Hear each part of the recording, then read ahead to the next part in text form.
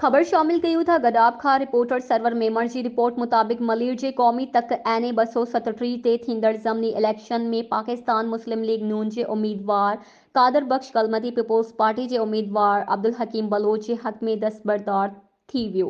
उन सिलसिले में कादर बख्श Kalmati election commission office Malir ते पार्टी अॻुवाणनि सां गॾु पहुची बाज़ाब्ता तौर ते रिटर्निंग ऑफिसर वटि दरख़्वास्त जमा कराइण खां पोइ सहाफ़ियुनि सां ॻाल्हाईंदे चयो त पार्टी जे फ़ैसिले ते फॉर्म भरियो ऐं हाणे पार्टी क़यादत जे फ़ैसिले तहत ई PDM उम्मीदवार जे हक़ में दस्तबरदार थी रहियो आहियां। मूंखे पार्टी जो हर फ़ैसिलो मंज़ूर आहे।